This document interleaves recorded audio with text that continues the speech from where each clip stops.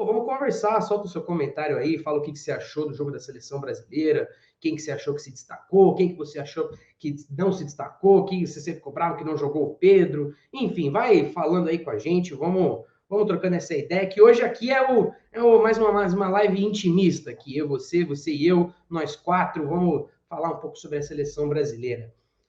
Bom, se você por acaso não estava sabendo, a seleção brasileira acabou de jogar contra a Gana e venceu por 3-0 a Gana. Lá, o jogo foi lá na França, começou 3h30, acabou agora umas 5h30, assim, um pouquinho antes. E teve gols de Marquinhos e outros dois do Richarlison, tudo no primeiro tempo. Um primeiro tempo avassalador da seleção brasileira. E vou primeiro aqui, galera, vou falar aqui uns pontos que eu anotei do jogo. Se vocês discordarem de mim, vocês vão falando aqui comigo, vamos trocando essa ideia. Primeiro assim, na pergunta, se esse esquema da seleção brasileira passou no teste, por exemplo, eu diria que passou. Passou pelo menos no teste de que é possível jogar desse jeito, né? A gente viu um Brasil que deu muito certo ofensivamente, que conseguiu ter o equilíbrio defensivo, manteve a equipe de Gana, que, né, vamos ser sinceros, não fez muita coisa nesse jogo, né? Bem fraca a equipe de Gana, pelo menos nesse jogo. Eu achei que prometia um pouquinho mais pelos valores individuais que tem. E até que jogou com poucos valores individuais recentes, né? Nem o Iñaki Williams só foi jogar no segundo tempo.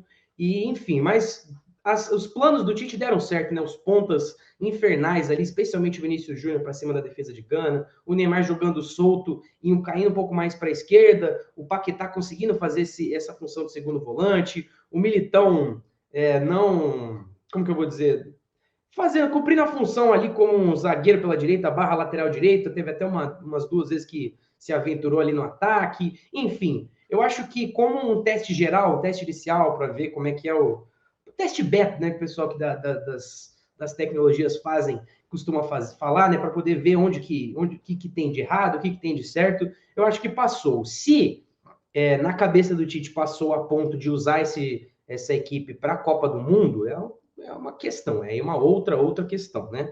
Vamos ver o que vai rolar, inclusive vamos ver o próximo jogo. Eu acho que a tendência é a gente ter, de novo, essa formação, às vezes não necessariamente com os jogadores, os mesmos jogadores contra o jogo da Tunísia, mas a gente deve ter, de novo, essa formação ofensiva. Mas vamos lá, anotei algumas coisas aqui para falar, então vamos nessa. Primeiro, destacar Vinícius Júnior e Neymar, né? Vinícius Júnior e Neymar, especialmente assim naquela primeira metade do primeiro tempo, né?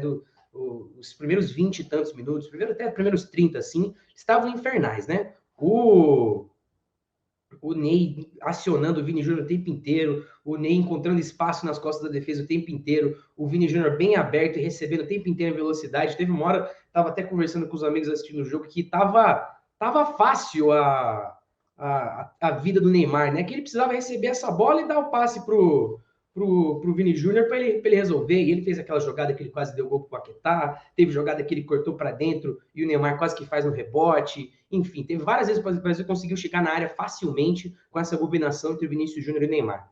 Outro cara que foi bem na partida foi o Richarlison, não tem como não ter ido bem, né? Fez 2 gols e mostrou qual que é a principal utilidade dele nesse esquema. Concluir, tá lá na área, tá sempre como uma opção para o Vini Júnior, para receber o cruzamento dos pontos, para receber o passe em profundidade do Neymar, e também ajudar muito defensivamente, né, na pressão. E nessa primeira meia hora do jogo também o Brasil apertou muito em cima, e muito por conta do Richarlison, né, que vinha de trás, assim, vinha pressionar os caras. Eu acho que ele roubou muita bola. Depois eu vou dar uma olhada aqui nos números do jogo aqui com vocês, e deu para ver que ele era uma das utilidades dele, né, dos pontos que o Tite enxerga bem nele, né?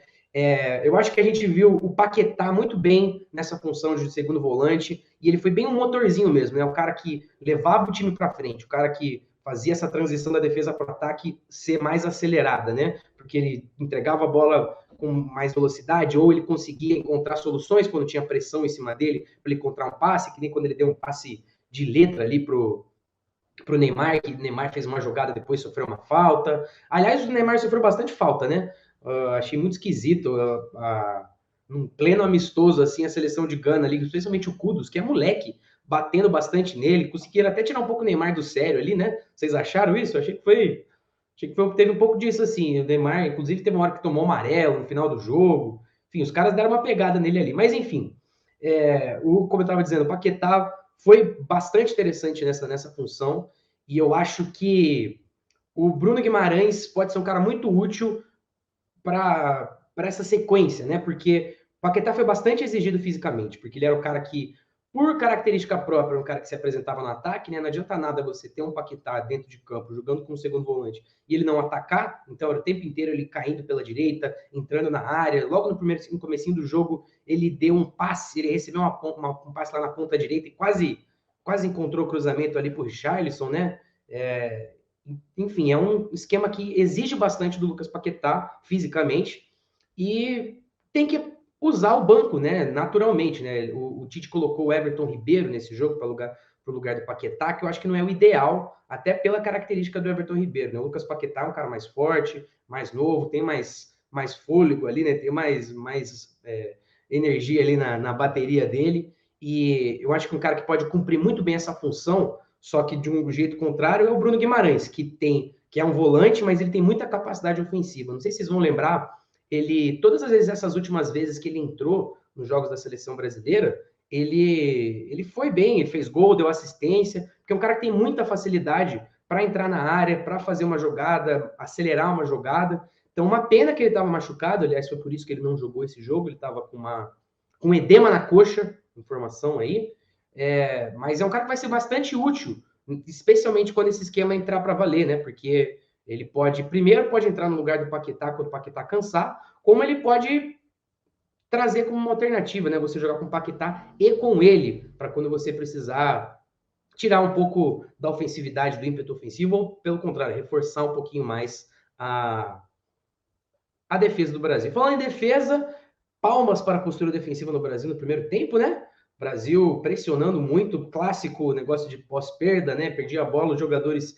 Eu achei que estava com uma reação um pouquinho mais demorada do que o idealmente é, né? Que é você perder a bola imediatamente, você ter um monte de gente pressionando, mas talvez por ser amistoso, o pessoal dando uma segurada.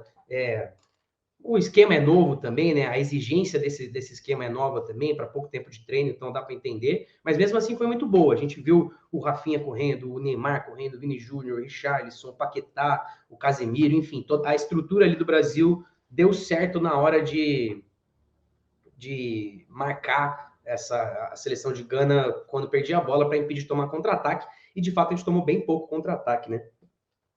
Talvez no segundo tempo a gente tomou um pouquinho mais de ataque, o Brasil tirou o pé claramente, né? Já tinha feito meio que assim, bom, vimos que deu certo, agora vamos lembrar que isso aqui é um amistoso, né? Vamos jogar agora mais devagar, vamos ver como é que é como é que é para a gente defender, jogar um pouquinho mais sem a bola, ver como é que desenvolve uma coisa assim, né?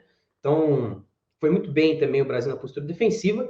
E aí, assim, agora eu queria trazer algumas. Não, antes de trazer uns problemas, queria trazer uma outra questão, que foi que isso, no fim das contas, né, independentemente se o Brasil vai jogar desse jeito desde o começo da Copa, se vai jogar desse jeito contra a Tunísia, o Brasil acabou de estabelecer uma variação. E uma variação que é fácil de você fazer dentro de campo, né? Porque, assim, todos esses caras, foi com uma mudança só que o Tite fez isso, né? Foi tirando um cara do meio de campo, o Fred, e colocando um atacante. Que teve jogos em que esse atacante a menos, ou no caso a mais, né? Era o Vini Júnior, porque teve jogos que o Brasil jogou com Paquetá, Neymar, Rafinha e um atacante, o Gabriel Jesus, aquele jogaço contra o Uruguai, né? O Brasil fez 4-0. E ultimamente era o atacante a mais, era o centroavante, né? Que estava jogando com o Vinícius Júnior, Neymar e Rafinha, e com dois volantes e o Paquetá como meia central. Então, é muito fácil de você fazer essa variação para quando você precisar, né? Seja você começar com essa formação, perceber que está pouco equilibrado o Brasil, você tira qualquer um dos três ali da frente, né? Ou Rafinha, ou Richarlison, ou Vini Júnior, você coloca mais um volante, ou você faz o contrário, né? E você tira, vê que, por exemplo, vai jogar contra a Sérvia, que vai jogar provavelmente com uma linha de 5, ou a Suíça, e vê que tá tomando ali, tá dominando o campo de ataque, e que o time mal toma um contra-ataque, que mal atua no campo de defesa do Brasil, fácil, tira o volante, porque provavelmente vai ser o Fred, e coloca um atacante, né? Então, eu acho que talvez esse seja o principal ganho da seleção brasileira em relação a essa partida. Não sei o que vocês acham, mas conseguiu ter uma variação consolidada. Não sei se ela é forte o bastante e se ela consegue ser testada o bastante para ser a formação do Brasil durante a Copa. Mas é com certeza uma variação para quando encarar uma defesa mais fechada, para quando precisar ser mais ofensivo, né? Então, palmas aí para a postura do Brasil, para o Tite, que conseguiu encontrar essa variação depois de tanta gente pedir que fosse uma seleção mais solta, com coragem, né? Porque você precisa de coragem também para jogar com Paquetá de segundo volante, para colocar vários caras que não têm necessariamente uma veia defensiva, assim, né? O Vinícius Júnior e o Neymar, especialmente, né? Então, parabéns. E falar de agora daqueles dos problemas aqui da seleção brasileira, ao meu ver. Ao meu ver. O primeiro estava ali no. É engraçado, que é a mesma coisa que estava dando bom, é um problema, que eu achei que é aquele lado esquerdo com o Vinícius Júnior. Qual que é o problema, ao meu ver? O Vinícius Júnior é um cara que ele precisa sempre jogar para frente, sempre muito ofensivamente, com velocidade, com criatividade, óbvio, né? Mas sempre indo para a área. A transformação dele, que leva ele a jogar bem no Real Madrid, é ele entrando mais na área, jogando mais como um segundo atacante do que necessariamente como um ponta. E como o Brasil estava com mais gente na frente, pouca gente de opção de passe aqui atrás, às vezes a bola acabava indo muito para o Vinícius Júnior ter que desenvolver uma jogada. E ele é um cara que tem um índice alto de erro, até porque ele tenta muita coisa e ele erra bastante. Então, talvez esse eu achei que foi um ponto fraco do Brasil no sentido de armação de jogada, tentando projetar uma Copa do Mundo em que uma marcação seja mais forte do que a de Gana fez sobre o Brasil. Pode ser um problema, que pode ser dali que vai sair um contra-ataque do time adversário. Então, para poder jogar por aquele lado esquerdo, precisa o Vinícius Júnior ser sempre acionado só para atacar, não para receber a bola e criar uma jogada. Pelo menos isso é o meu ver. Se alguém discorda comigo, solta aí, vamos debater isso aí. Ao mesmo tempo, é difícil de imaginar que essa bola não vá muito para o lado esquerdo com esse esquema, né? Porque você tem um lado muito forte, né? Que é com o Neymar. A bola já vai naturalmente para o Neymar. E aí você ainda tem a opção do Vini Júnior, essa bola vai para lá o tempo inteiro. Então, acho que esse vai ser uma questão para desenvolver.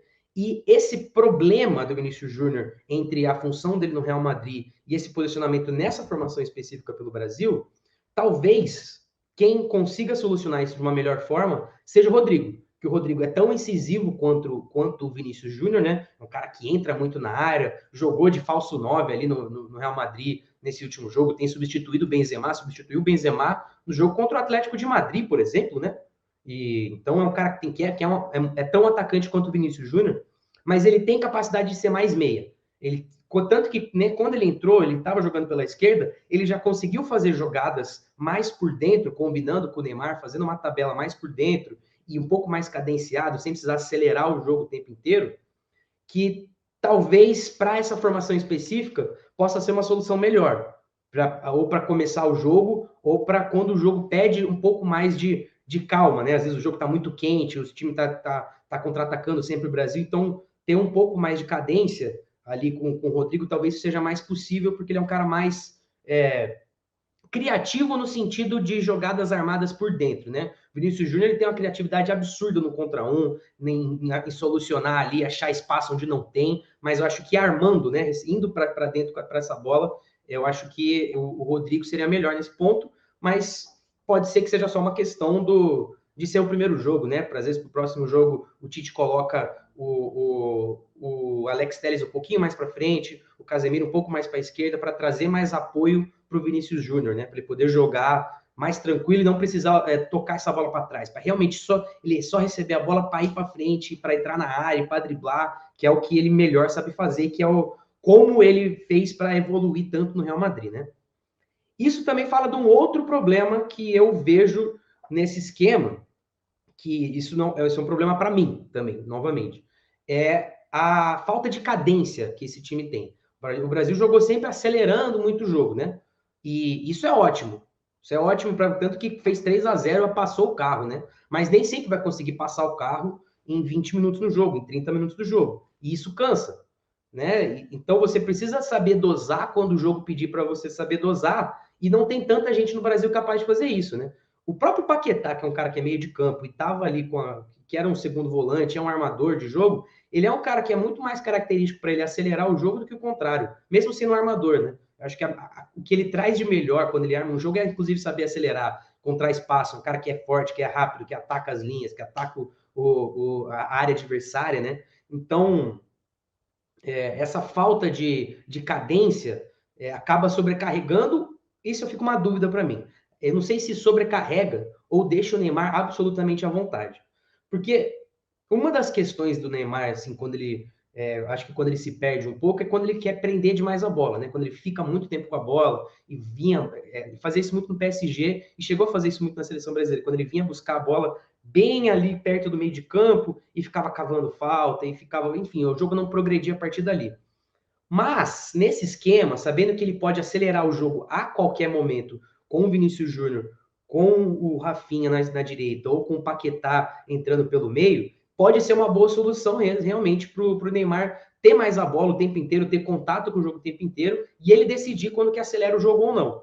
E aí isso também vai precisar ser vai precisar passar um pouco por uma preparação específica para ele. Porque, claro, você não fala muito para o Neymar como que ele tem que jogar, mas talvez, tendo tanta gente assim que acelera o jogo, talvez o Neymar precise prender um pouco mais essa bola para o time, vamos supor, correu, meia hora de jogo, acelerou pra caramba o jogo e não deu em nada, o time vai estar um pouco mais cansado. Então, talvez precise um pouco mais de cadência. Salve galera, beleza? Esse vídeo que você acabou de ver é um corte da nossa live diária na TV Torcedores. Ela acontece de segunda a sexta, às 6 horas da tarde, e traz o resumo do dia, traz a repercussão dos principais jogos e também o que mais está acontecendo no noticiário esportivo para além do futebol. Se você gostou do vídeo, então já solta um dedo nesse like aí. E se você se interessou pela live, se inscreve aqui no canal da TV Torcedores, que você vai ver até mais do que programas ao vivo, né? A gente tem análises, a gente tem programas históricos, a gente tem entrevistas, a gente tem vídeos sobre torcidas, enfim, conteúdo pra caramba. A gente fica esperando você. Valeu!